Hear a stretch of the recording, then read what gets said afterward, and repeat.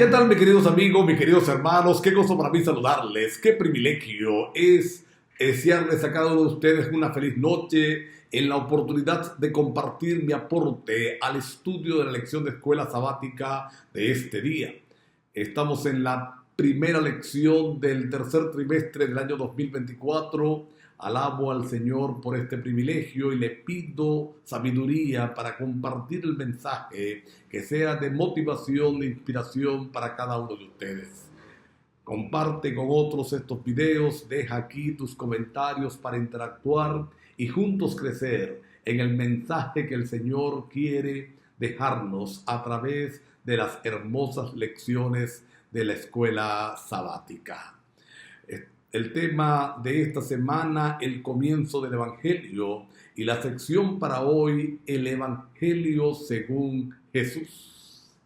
Vamos a estudiar lo que ocurre posterior a la tentación del desierto, lo que pasa cuando Jesús regresa de aquellos 40 días que pasa en el desierto rodeado de animales salvajes, como lo vimos ayer, y siendo atendido por los ángeles ministradores del cielo, una vez que derrota a Satanás, una vez que en ese primer enfrentamiento entre Cristo y Satanás, posterior al bautismo del Señor, el enemigo es totalmente derrotado. Dice la palabra de Dios que en el verso 14 del capítulo 1 de que Juan el Bautista había sido encarcelado y entonces empieza el ministerio público del Señor Jesús con un sermón que lo podemos resumir en 3 secciones prácticas, en 3 secciones muy puntuales, en 3 secciones que encierran el mensaje completo que el Señor compartió en esa oportunidad.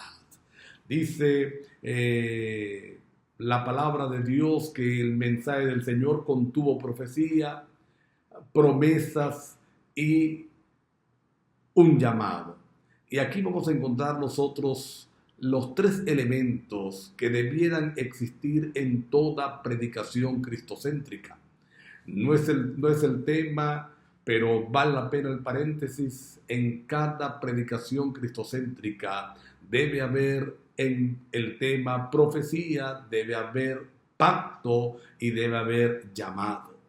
Pero ¿a qué profecía, a qué pacto y a qué llamado estaba haciendo Jesús? La profecía cronológica de tiempo, mira cómo dice, el tiempo se ha cumplido. Ya vamos a ver qué tiempo fue el que se cumplió.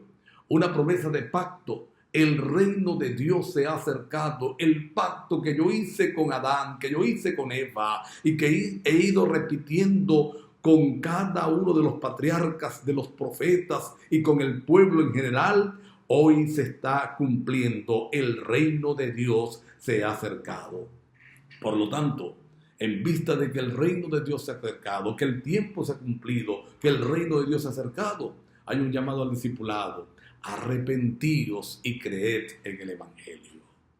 ¿Cuál era la profecía de tiempo que se estaba cumpliendo?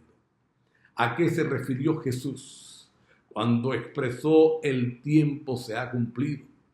Ayer hicimos una breve referencia a la profecía de Daniel capítulo 9, pero hoy vamos una vez más a desarrollar algunos segmentos de la misma para poder entender lo que estaba ocurriendo acá, a qué se estaba refiriendo Jesús, exactamente qué tiempo era el que se había cumplido.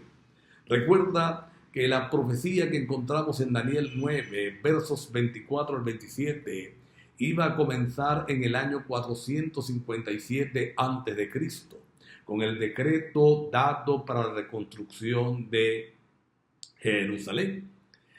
¿Por qué exactamente este decreto? Sería bueno recordarlo, porque hubo 3 decretos emanados por los emperadores de los medos y los persas, dando libertad a Israel, a los judíos, de regresar a su tierra.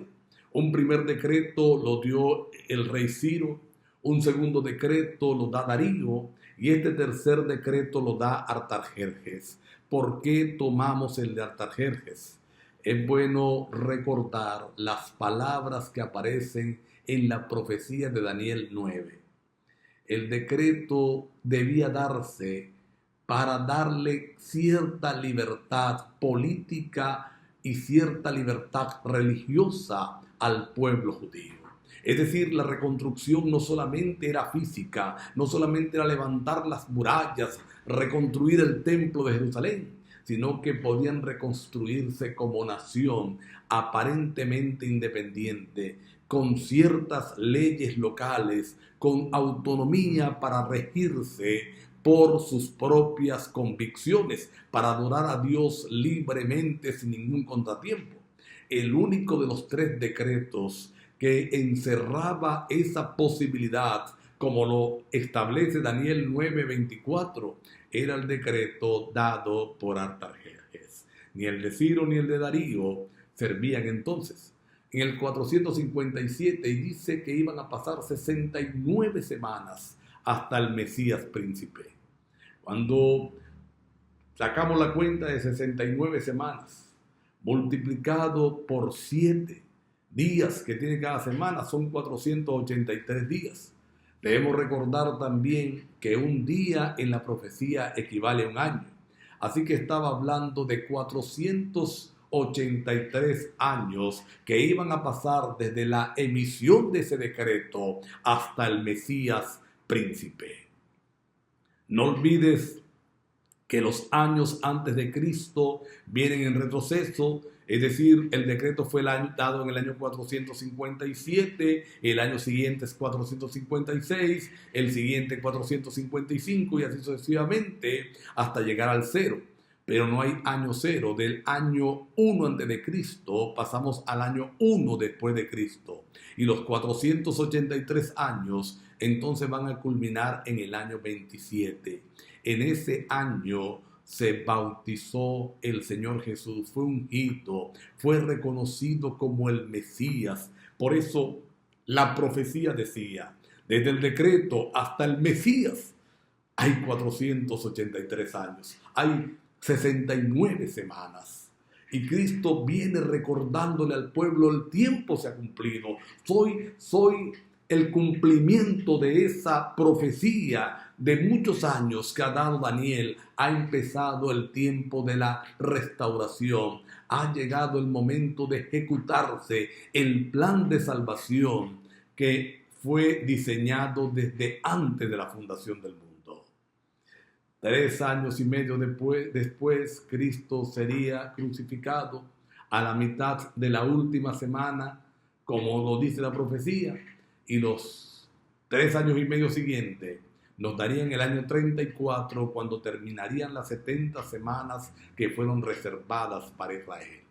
Recuerda que el contexto de la emisión de esta nueva profecía es la explicación que trae el ángel Gabriel a Daniel para que entienda la profecía de las 2300 tardes y mañanas. Y le dice el ángel, 70 semanas de ese tiempo, es decir, 490 días, 490 años, estarán apartados para tu pueblo.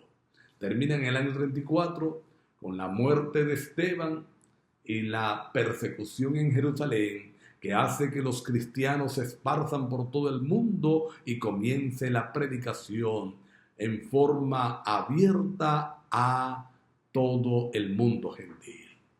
Mira qué cosa tan interesante. La primera referencia que hace Jesús es que la palabra de Dios se está cumpliendo. La primera referencia que hace Jesús en su sermón inicial, con el que inaugura su ministerio público, es haciendo referencia de que la profecía es certera, de que ella se cumple, de que la profecía es confiable, de que podemos tener plena seguridad porque hasta ese momento se ha estado cumpliendo todo lo predicho. El tiempo se ha cumplido, ha llegado el momento de la salvación. ¿Sabes? Tú y yo podemos tener seguridad en la palabra profética. Es palabra de Dios y todo lo que la Biblia ha dicho se va a cumplir. Aquello que no se ha cumplido pronto tendrá su cumplimiento. Pronto veremos al Señor Jesús volviendo en gloria y majestad para encontrarse con sus hijos amados.